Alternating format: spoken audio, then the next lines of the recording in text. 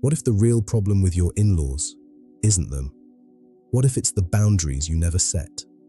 Lena loved her husband deeply. She respected his parents. She truly did. They were generous, supportive, always available.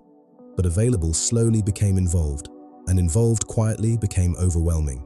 It started small. Her mother-in-law rearranged the kitchen one afternoon. "I just thought this made more sense," she smiled. Lena smiled back. "It's fine." But it wasn't fine. Then came the parenting advice, the surprise visits, the subtle comments. In our time, we did it differently. Nothing aggressive, nothing loud, just constant. And constant pressure slowly creates silent resentment. Lena didn't want conflict. She wanted peace. But peace without boundaries isn't peace, it's suppression. One night, after another tense visit, Lena finally spoke. "I feel like I don't have space to be a wife in my own home."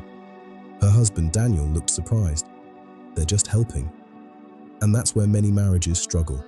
One partner sees help, the other feels intrusion. Neither is wrong, but without clarity, both feel misunderstood. Let's pause here. Setting boundaries with in-laws is not about pushing people away. It's about protecting what you're building. Marriage is like a house. If everyone has a key, eventually someone redecorates without asking. Boundaries are not walls. They are doors with locks. They allow access, but with respect.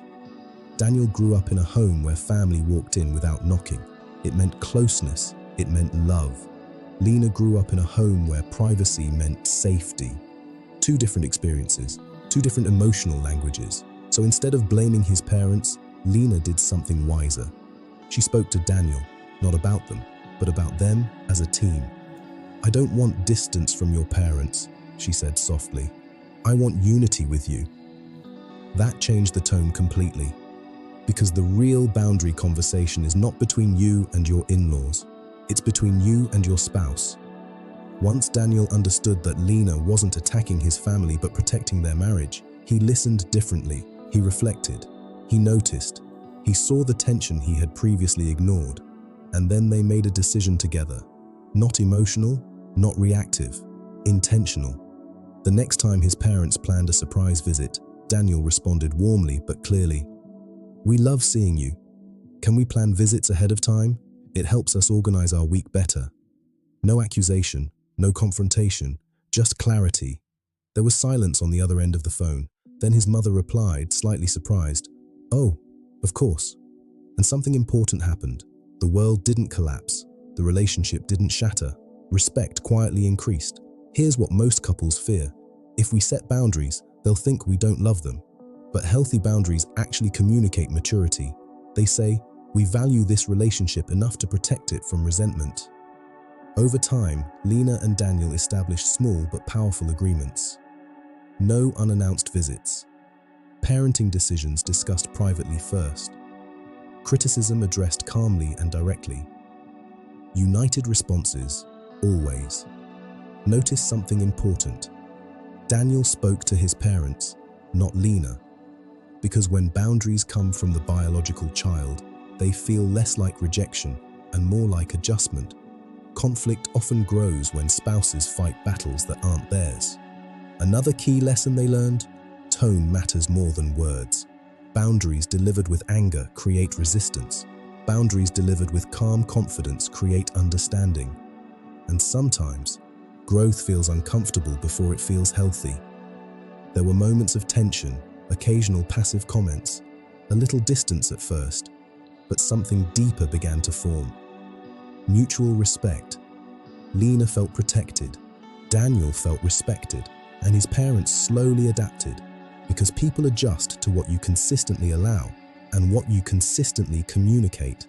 Here's the truth: you cannot control how others react to your boundaries, but you can control how clearly and lovingly you express them. Silence breeds resentment, clarity builds peace. Boundaries are not about dominance, they're about alignment, and when a husband and wife stand united, even difficult conversations feel stable. Years later, Lena reflected on that season. She realized something powerful. The real growth wasn't in changing her in-laws, it was in strengthening her marriage. Because when the foundation is strong, Outside pressure loses power. Lessons learned. 1. Boundaries are acts of love, not rebellion. 2. The spouse must lead conversations with their own parents. 3. Unity before communication prevents division. 4. Tone determines whether boundaries create peace or conflict. 5. You teach people how to treat your marriage by what you allow. Setting boundaries doesn't destroy family bonds. It refines them, and refined relationships last longer. If you're struggling with in-law tension, don't attack, don't withdraw, align. Talk with your spouse first. Clarify what your marriage needs to feel safe and respected. Then communicate calmly, not to control, but to protect. Because protecting your marriage is not selfish, it's responsible.